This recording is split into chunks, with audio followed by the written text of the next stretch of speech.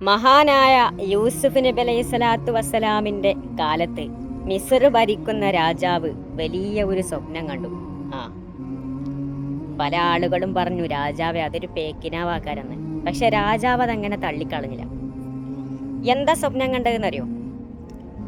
7 തടിച്ചു കൊഴുത്ത പശുക്കളെ 7 മെലിന്ന പശുക്കള് തിന്നുന്നതാ സ്വപ്നം കണ്ടത്.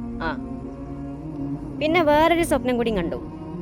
7 പച്ച കതിരുകള് 7 ഉണങ്ങിയ കതിരുകള്.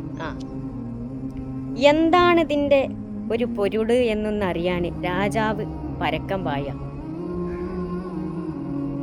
ആ സമയത്താണ് സ്വപ്നവ്യാഖ്യാനം എന്ന വലിയ ഒരു പദവി അള്ളാഹു കൊടുത്ത മഹാനായ യൂസുഫ് നബി അലൈഹി സ്വലാത്തു വസ്സലാമിനെ രാജാവിന്റെ അടുക്കലേക്ക് കൊണ്ടുവരുന്നത്. അങ്ങനെ യൂസുഫ് നബി പറഞ്ഞു, രാജാവേ, രാജാവ് കണ്ട സ്വപ്നത്തിന്റെ പൊരുള് ഞാൻ അങ്ങേക്ക് പറഞ്ഞു തരാമെന്ന്. യൂസുഫ് നബി പറഞ്ഞു കൊടുത്തു, 7 വർഷം നിങ്ങൾ കൃഷി ചെയ്യണം. മാത്രമല്ല ആ 7 വർഷം കൃഷി ചെയ്തിട്ട് നിങ്ങൾ കൊയ്യുന്ന സമയത്ത് ആവശ്യത്തിനെടുത്ത് ബാക്കി നിങ്ങൾ ആ കതിരിൽ തന്നെ ബാക്കിയാക്കണമെന്ന്. ഇനി ഒരു 7 വർഷം നിങ്ങൾക്ക് കടന്നു വരും. ആ 7 വർഷം ശക്തമായ ദാരിദ്ര്യത്തിന്റെയും കഷ്ടതകളുടെയും വർഷങ്ങളായിരിക്കും.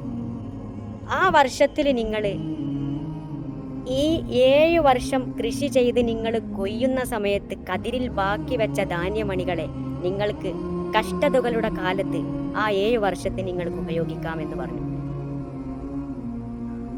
യൂസുഫ് നബി പറഞ്ഞതനുസരിച്ച് അവർ 7 വർഷം കൃഷി ചെയ്യുകയും കൊയ്യുന്ന സമയത്ത് ആവശ്യത്തിനടുത്ത് ബാക്കി ആ കതിരിൽ തന്നെ ബാക്കിയാക്കി. 7 വർഷം യൂസുഫ് നബി പറഞ്ഞതുപോലെ 7 വർഷം അവർക്ക് കഷ്ടതകളുടെ കാലങ്ങൾ വന്നു, ദാരിദ്ര്യത്തിന്റെ കാലങ്ങൾ വന്നു. അന്ന് അവരെന്തിതെന്നറിയോ? ഈ കതിരിൽ ബാക്കി വെച്ച ധാന്യമണികൾ അവര് ഉപയോഗിക്കാൻ തുടങ്ങി കഷ്ടതകളുടെ കാലത്ത്.